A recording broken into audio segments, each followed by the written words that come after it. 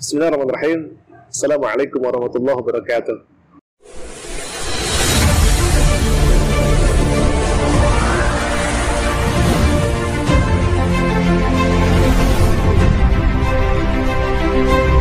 Hamdan wa syukurillah, salatu wassalamu ala rasulillah wa ala alihi wa ashabihi wa mawalah yang ba'du. Sahabat Usugaji, semoga semuanya ada dalam lindungan Allah Subhanahu wa taala dan semoga semuanya selalu diberikan kesehatan oleh Allah Subhanahu wa taala. Limpahan rahmat, maghfirah dan ridha Allah semoga senantiasa menaungi kita semuanya. Amin ya Allah ya rabbal alamin. Sahabat, alhamdulillah pada kesempatan kali ini kita bisa berjumpa kembali di channel Usugaji ini, dan alhamdulillah pada kesempatan kali ini saya sekarang berada di sebuah perjalanan untuk menuju suatu tempat untuk syiar insyaallah.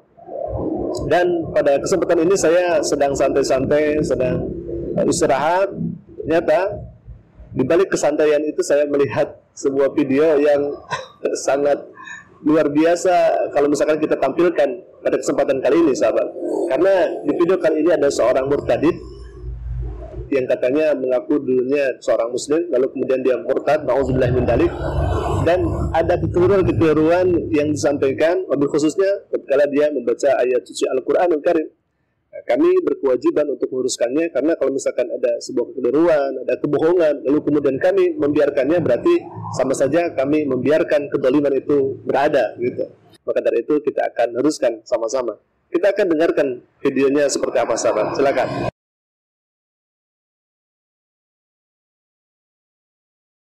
Nama saya Linda Wahyuni, saya dari Jawa Timur. Alasan saya keluar dari Islam karena saya di Muslim saya tidak mendapatkan kedamaian.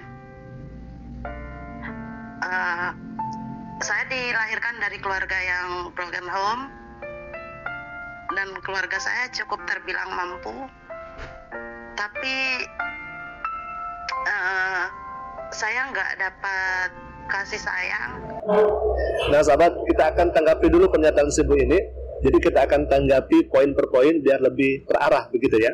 Yang pertama, tadi dikatakan bahwasanya si ibu ini ketika dalam Islam itu tidak merasa tenang, tidak merasa nyaman. Padahal kalau misalkan kita beragama Islam dengan baik dan benar, beragama Islam dengan kafah, maka di situ akan melahirkan ketenangan yang sangat luar biasa. Dalam Islam itu kan ada panduan, misalkan ketika kita melaksanakan atau memulai aktivitas, contohnya masuk WC, makan, minum, di sana ada doa-doa terlebih dahulu. Supaya apa? Esensi dari doa itu, kita itu akan mendekatkan diri kepada Allah Subhanahu wa taala. Di sanalah sumber ketenangan kita. Karena tatkala kita mendekat kepada Allah Subhanahu wa taala dengan zikir-zikir yang ada, dengan doa-doa yang ada, maka Allah Subhanahu wa taala berfirman, ala bizikrillahi tatma'innul qulub. Hanya zikir kepada Allah, hanya mengingat Allah, hati akan menjadi tenang, tentram, adem dan ayem. Sebaliknya kalau misalkan orang itu jauh dengan Allah Subhanahu wa taala, tidak banyak mengingat Allah Subhanahu wa taala, maka pantas dirinya tidak akan merasakan ketenangan dan kenyamanan. Apalagi kalau misalkan orang itu melaksanakan apa yang dilarang oleh Allah Subhanahu wa taala. Inilah yang akan menjadi awal atau sebab dia akan tidak merasakan ketenangan ketika berada di Islam. Begitu. Bagaimana caranya? Ya kembali kepada Allah Subhanahu wa taala, banyak bertobat kepada Allah Subhanahu wa taala. Kita akan mendapatkan ketenangan itu. Karena sakinah itu harus diusahakan dengan cara kita mendekatkan kepada Allah Subhanahu wa taala. Nah, kita akan lanjut lagi. Sebetulnya poin ini hanya tambahan saja untuk kita tanggapi, dan kita akan menanggapi yang poin keduanya, ketiga dan seterusnya. Kita akan lanjutkan lagi, sahabat.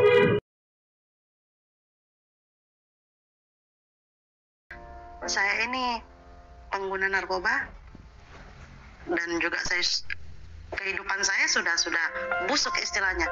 Saya terjerat narkoba, tahu sendiri kalau udah terjerat narkoba, seks bebas, dan di situ saya dipulihkan sama Tuhan Yesus. Dan ada satu ayat yang bikin saya mantap untuk jadi pengikut Tuhan Yesus, yaitu di Efesus 1 ayat 7. Dan itu semua di situ dijelaskan kalau Tuhan Yesus sudah menebus saya dengan darahnya.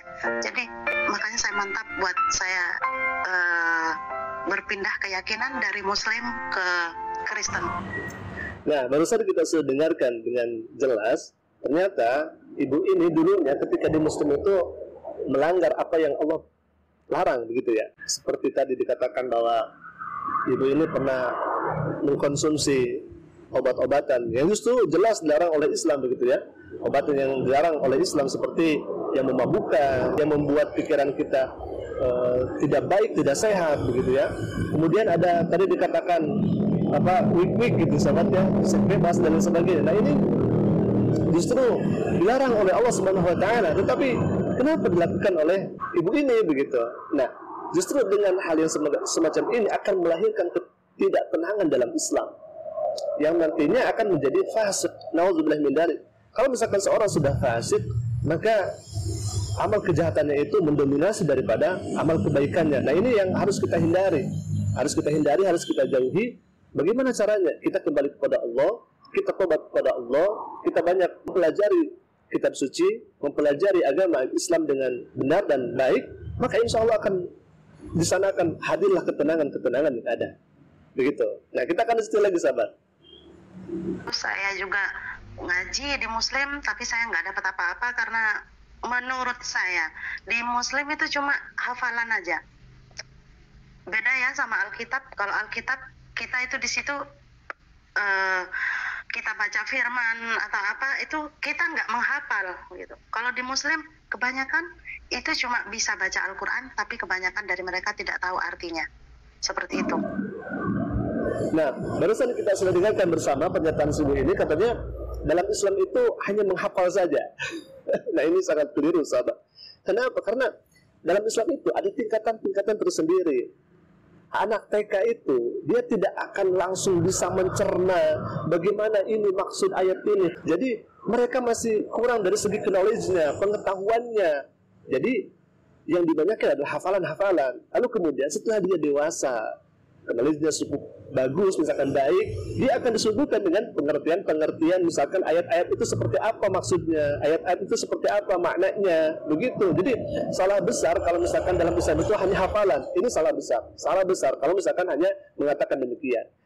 Justru dalam Islam itu sangat melengkapi. Di samping umat muslimin menghafal Al-Quran, yang kedua dia paham betul terhadap Al-Quranul Karim. Jadi kembali lagi intinya mau tidak belajarnya begitu. Kalau misalkan dia tidak belajar, ya sampai kapanpun dia tidak akan bisa Al-Quran. Sampai dewasa pun, sampai tua pun, kalau misalkan tidak belajar, tidak akan bisa hafalan Al-Quran seperti itu. Jadi kembali lagi kepada belajar atau tidaknya. Jadi dalam Islam itu sangat luar biasa sebetulnya.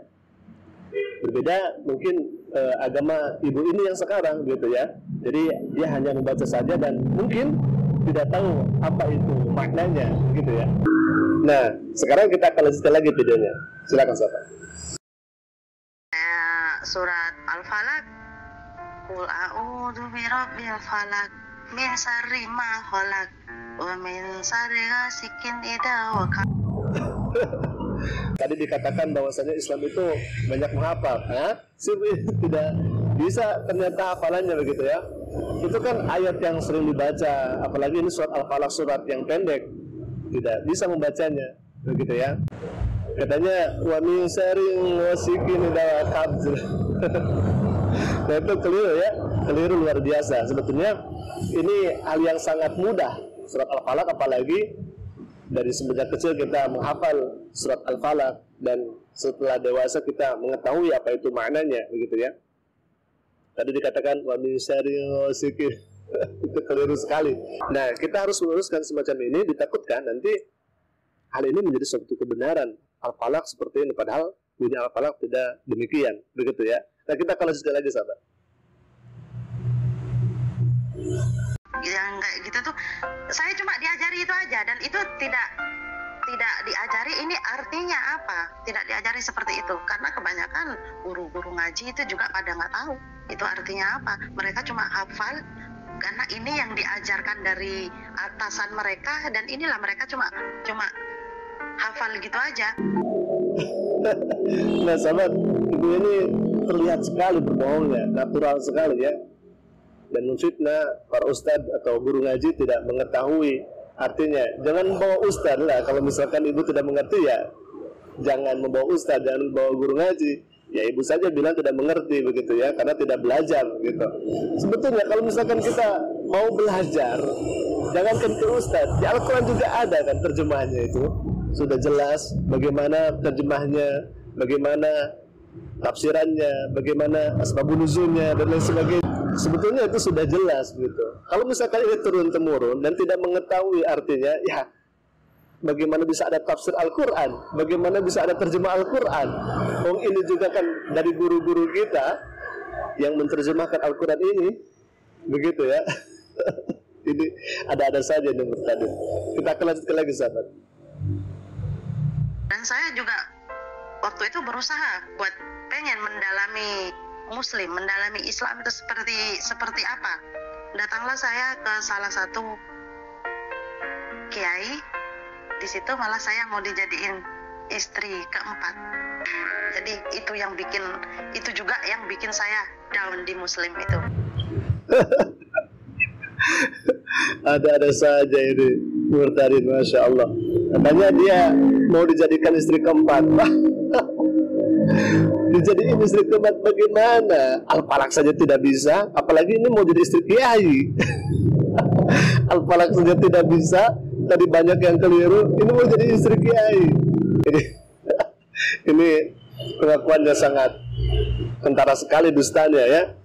Nah, sahabat, mungkin itu dulu yang bisa kami sampaikan. Insya Allah kami akan melanjutkan lagi perjalanan. Semoga video ini menghibur ya, menghibur kita semuanya, dan minta doanya semoga Allah berikan keselamatan kepada kita semua. Allah Subhanahu wa taala memberikan kelancaran di setiap dakwah, di setiap syiar di jalan agama Allah Subhanahu wa taala. Amin ya Allah ya rabbal alamin. Sahabat, terima kasih. Assalamualaikum warahmatullahi wabarakatuh.